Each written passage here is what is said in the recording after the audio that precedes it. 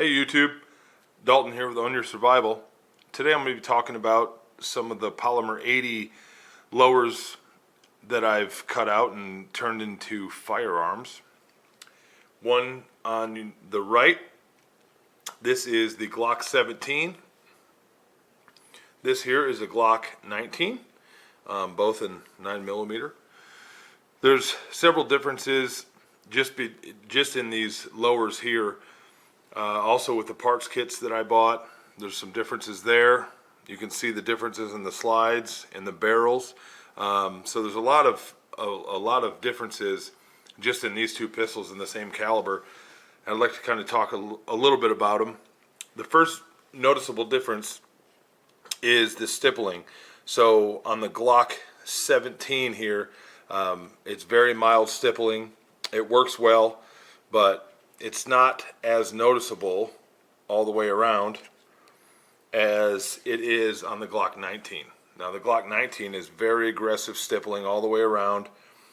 It has the same relief cut in the mag wells, got the same double undercuts, but the stippling here is very aggressive.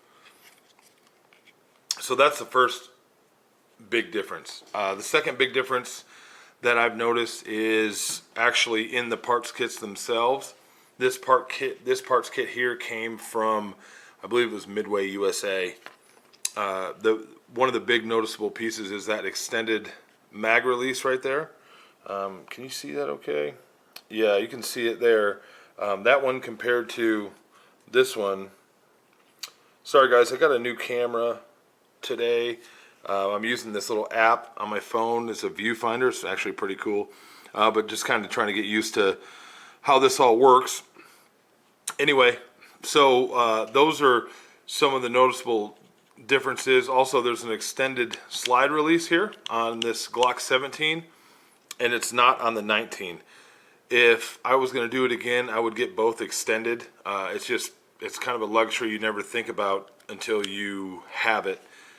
And then you kind of go back to stock, and it's okay. I mean, it doesn't really affect the functioning of it, but I really like these extended parts here.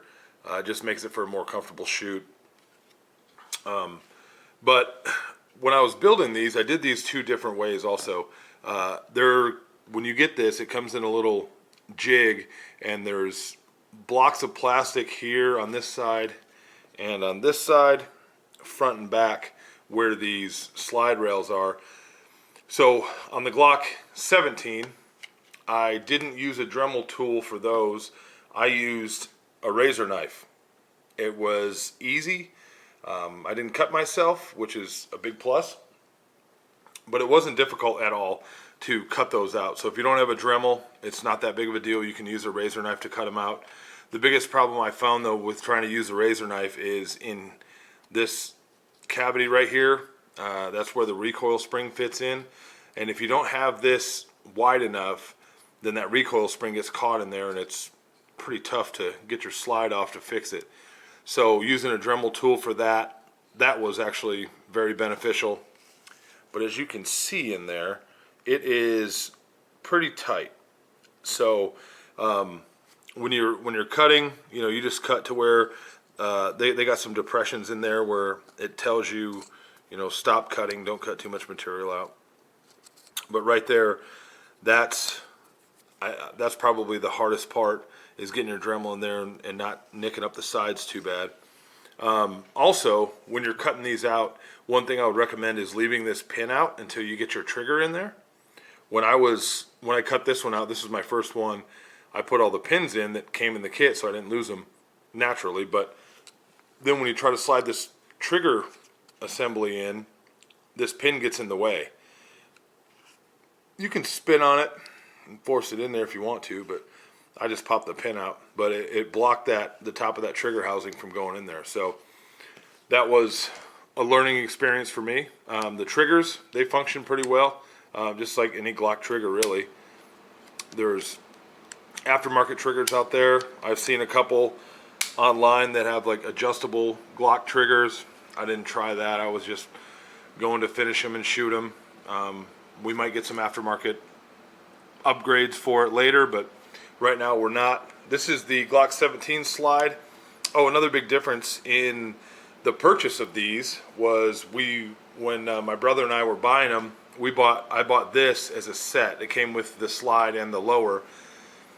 The 19 came with just the lower. Obviously this was a little bit more money, but I have more money into this one than I do this one, simply because I had to buy the slides separate than the lower parts kit. They have the kits now. I think they're, you know, $450 for a starter kit to build your own rifle or you build your own handgun. It comes with, I think it also comes with a mag, but I use the stock Glock mags. I'm not a big fan of the P mags for the Glocks. I don't know why. I haven't heard anything really bad about them, but I just would rather have the Glock mags. Where I'm getting my Glock mags from, they're like $5 more, so I figured I'd just go with those. Anyway, back to the slide on the 17. This slide has a top window cutout, as you can see. These are steel factory Glock sights that I put on the front and back, so you can kind of take a look at those there. It's that classic U and circle that I don't know that anybody likes, but they fit good.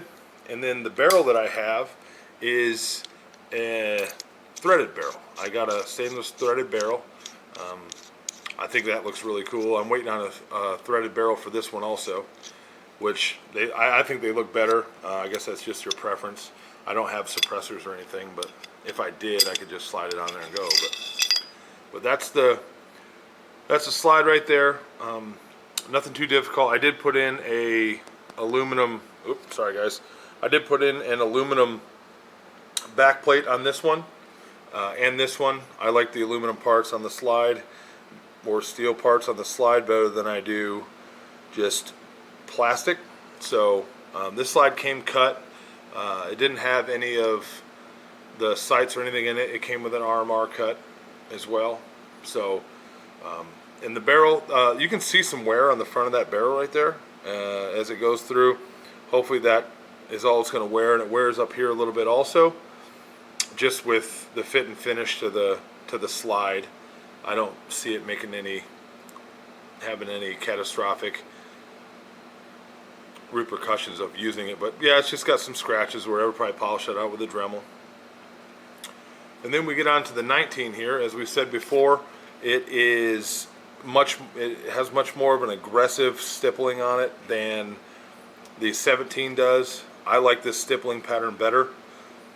It double undercut also. It's got a cut in the mag well, or for the mag release.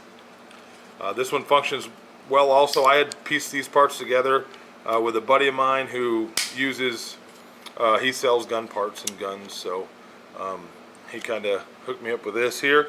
So all the fit and function is good. And onto the slide. We actually did this Cerakoting on the slide.